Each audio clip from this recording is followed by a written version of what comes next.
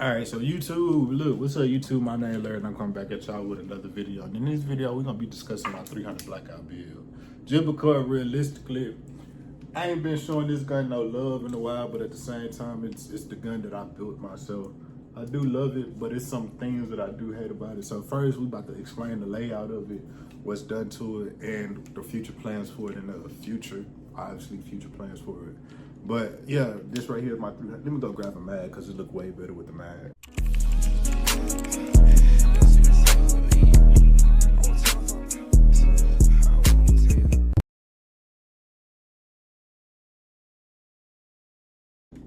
Boom, so I went and got my mag. So for the people that don't know, I do gun content. I do car content on this channel as of right now till everything switch over and we see what y'all love the most.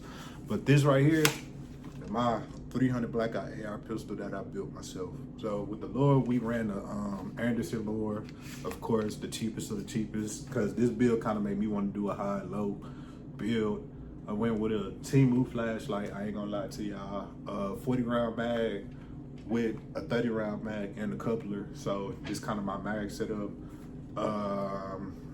SBA tactical brace, all the buffer tools that came in the kit, so I can't really tell y'all the parts where that is, but we went knuckle pistol grip, and as of right now we have a regular trigger, because I do have plans for the trigger setup, but at the same time I'm trying to weigh my options with whether it'll be something smart. Also a hand stop, a sling for if I do go hunting with this gun and things of that nature. So that's kind of the setup as of right now. Hand stop, hand guards, knuckle grip, 40 round mag, coupler, 30 round mag, flashlight, brace.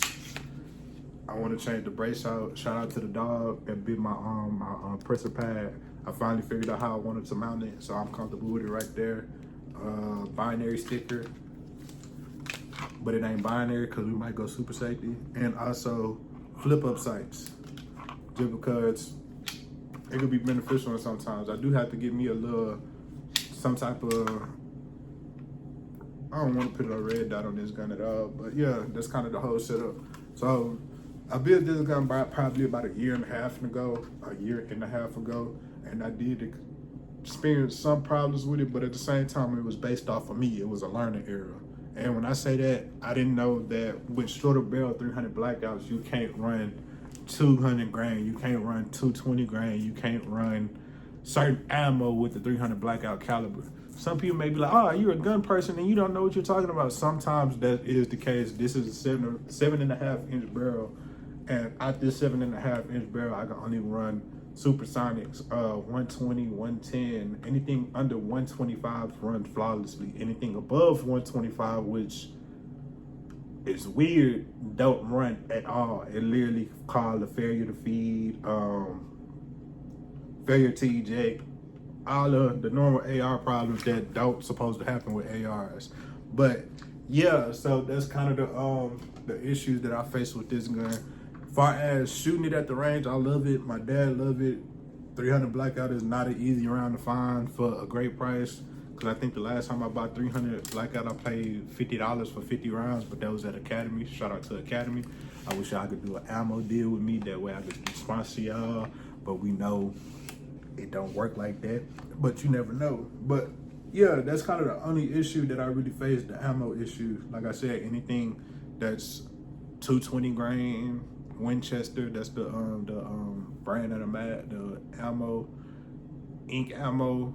Anytime I use any other ammo above 125, 150, 140, 200, 220, 250, I don't know if they make 250 grain, but anything that high, I have a problem with the ammo feeding. So I just found that the comfort spot was 125 and below. So that's kind of what we run subsonic. Well, no, we run supersonics right now, but in the future I do plan on getting a suppressor so we can run subs and things of that nature. And also the other plans that I have for this gun as of right now is the super safety trigger, which I've been thinking about it. I've been paying attention because a lot of people saying be careful with them, because some of the super safeties are plastic and 3D printed. With them being 3D printed, what it often happens with them, once you get to running your gun it'll melt. And once it melt inside your lower, sometimes it could be harder to get out. Sometimes it come out easy. That's why if you pay attention to some super safety packages, they offer multiple selectors, multiple components that they 3D print. And I've been paying attention to that because I found the super safety selector switch for $115, and it's 5 of them. I almost bought it, but I was like, okay, let me look into this brand. And that's exactly what a lot of people say happened.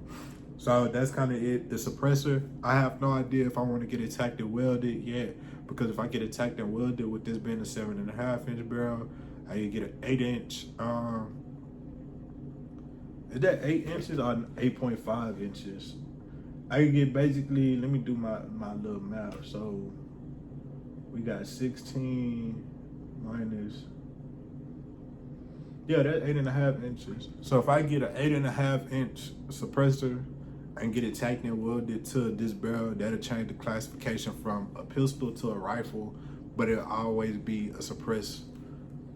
It'll be always suppressed. And to me, I feel like I realistically don't want my flashlight shining on the suppressor to the point where the suppressor is blocking all the visual of the flashlight in case I do have to use it in a home defense situation, which I hopefully, well, it's 2025 going into 2026.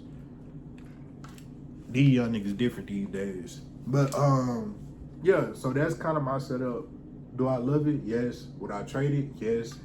Do I plan on doing better stuff to it? Yes. And yeah, just let me know if I should do a high-low build, because I do have other build ideas far as, instead of running this, it's other pistol grips that work way better, because sometimes you got to get used to this far as just putting your hand in there.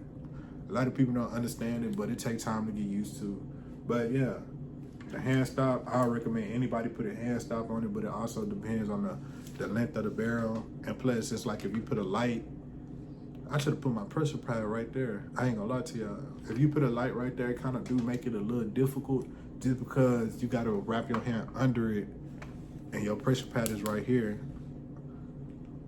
So it just depends on how you want to do your layout. But this is for like the gun content creators who just got into guns. I don't know what to do with their guns. There's a lot of things you could do with them. You could build them out like this, and there's a lot of stuff that you could do to make it look way better